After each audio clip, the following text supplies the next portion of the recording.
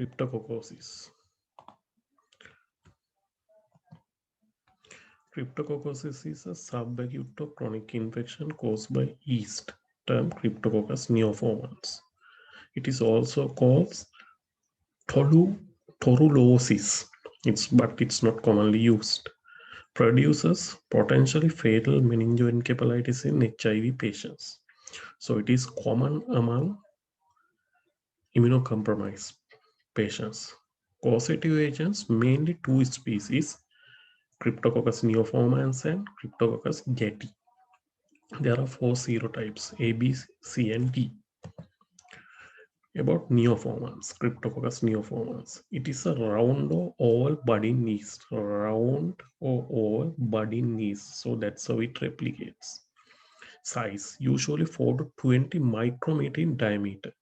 It is a true yeast. Due to prominent polysaccharide capsule, it's easily identifiable using Indian ink, as well as it's a virulence factor. There are varieties of neoformans like Neoformans va groupie and Neoformans va neoformans. Cryptococcus gattii, it is antigenically diverse, corresponding to serotypes A and D. Pathogenesis. Source, it's from birds' droops or excreta. It contains in there. Root infection is acquired by inhalation of aerosol forms of Cryptococcus through lungs. So main route of infection is inhalation. Leads to pulmonary infection. So that's a route. Other way through skin or mucosa. That also possible routes. Both yeast cells and basidiospore, that is sexual stage of Cryptococcus, are infectious. In immunocompetent individuals, lungs have defense mechanisms which limit the infection. While in people with low immunity or immunocompromised, pulmonary infection occurs followed by dissemination through blood, leads to meningoencephalitis and fungemia as well. Life cycle. So I said eucalyptus trees, that's one way, and birds excreta. Spores are there, inhalation route into the lungs, then lodge in the alveoli. They are depending on the status of immunity, dissemination to the central nervous system. If we obtain CSF culture, blood culture, or sputum, we can culture them. Okay. CNS spread.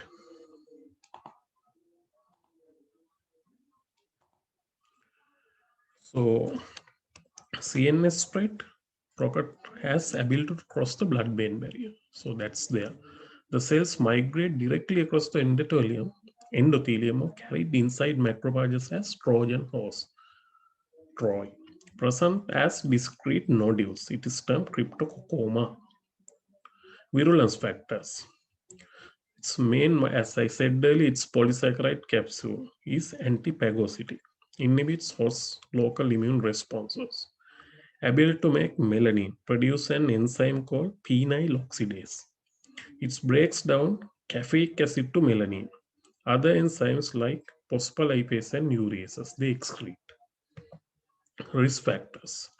Patients with advanced HIV infections, such as those who have a CD4 T cell count less than 200 per microliter, they are at a high risk. Patients with hematological malignancies, transplant recipients, patients on immunosuppressives or prolonged steroid therapy, those who works in all buildings, exposure to spore risk is high. It's a risk factor.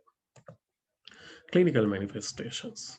So now you know about what is the etiology, what is the disease, who are at risk, what is the pathogenesis. So clinical manifestations, as I said, the mode of transmission is inhalation. So those who are immunocompromised, having low immunity, they are more prone develop respiratory tract, most common entry. So it's seen in immunocompetent host as well. So often the immunocompetents, they have asymptomatic or mildly pneumonitis inflammation. Results in an encapsulated lung nodule. It's termed cryptococoma. So symptoms include, it's a mimic tuberculosis more often, like chronic cough, low-grade fever, chest pain, scan mucoid or blood thin sputum, malaise, and weight loss. But disseminated infection, it is common among immunocompromised people. May lead to visceral, cutaneous, meningoencephalitis disease or ocular cryptococcosis. CNS variety, meningoencephalitis, present as chronic meningitis, chronic form of Cryptococcus neoformans, var neoformans, and Cryptococcus cattii are strongly nootropic.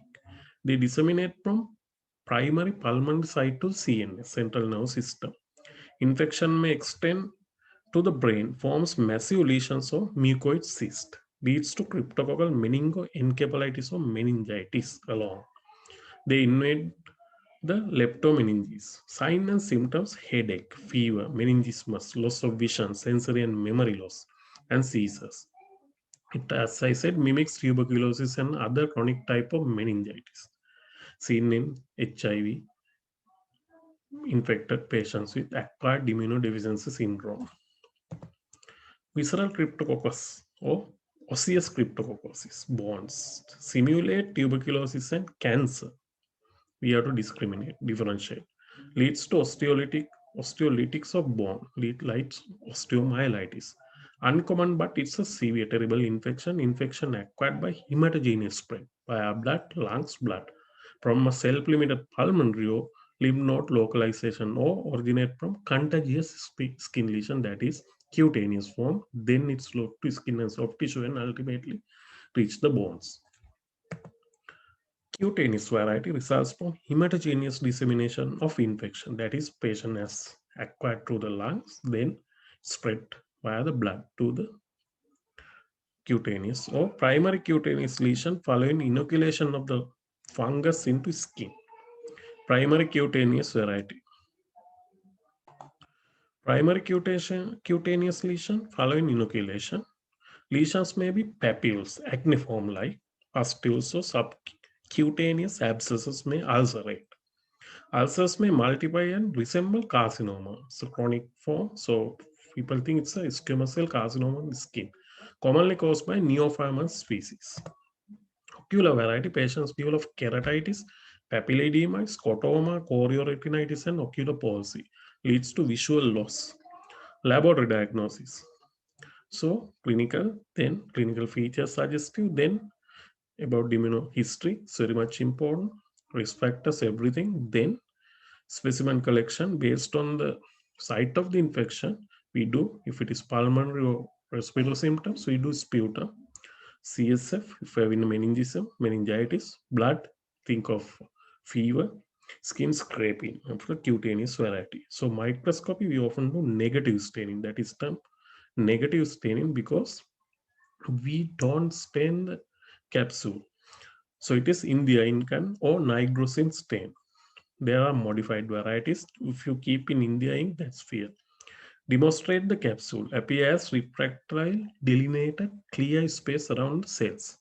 So perhaps here background is we are staining. That's why we term negative staining.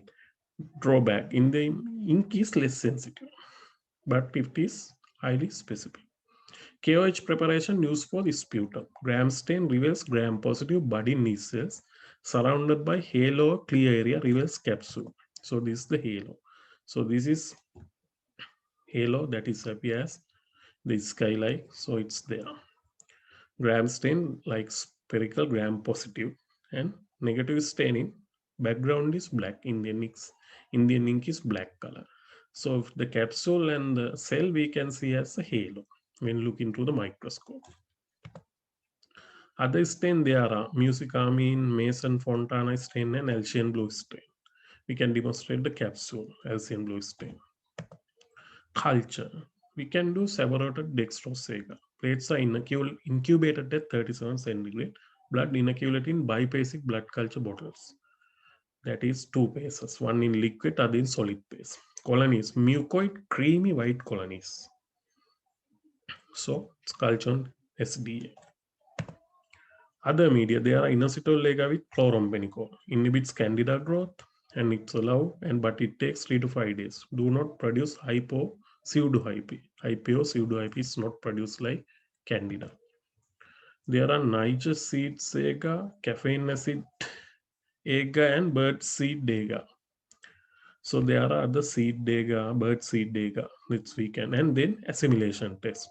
Inositol, maltose, sucrose, assimilation. It's not a fermentation. And this urea is positive. It helps to identify.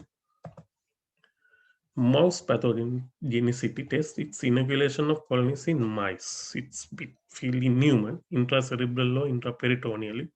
It's fatal to mice. Capsulated body is demonstrated in brain of infected mice. Think, but clinical isolation we often perform. Immune serology, it's very much important. Antigen detection. Here it's antigen detection. Okay, that is we specifically detects part of from the fungi or yeast. Detects polysaccharide antigen of Cryptococcus pneumoniae in the body fluids. High T in serum, intermediate in CSM, and lowest in the urine. Bronchial lavage, we say BAL, also tested for cryptococcal antigen. The other test, that is latex agglutination test. With the presence of latex particle, rubber, specific antibodies, and we are detecting antigen. When antigen is there specifically matching, antigen antibody reactions, complexes form, and we can see visually once particles are formed. Agglutination. We'll discuss further once we are doing about the infectious disease diagnostics. We use latex particles coated with polyclonal or either monoclonal antibodies. Positive test is done at dilution 1 to 4. Theta suggests 1 to 8 indicates active diseases. So we are going double in dilutions. So high theta means dilution series is high, but it indicates high theta positivity means antigen is high. High antigen theta indicates severe infection. Fall in titer, it's a good prognostic sign. What's the treatment? Treatment is, for the easiness of sake of clarity, I would say there are antifungals.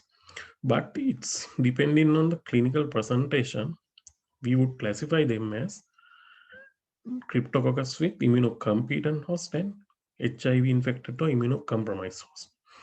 Then, based on that, if it is in a pulmonary infection or disseminated infection or cryptococoma, treatment duration, treatment modalities often differ because we do induction phase, elimination phase, and maintenance phase. Like it's a prolonged therapy is required.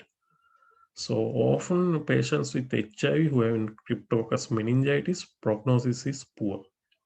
But anyway, we are giving either Emperosin B plus or minus 5 fluorocytosine, but it is not available in Sri Lanka. We can give name-based formulations.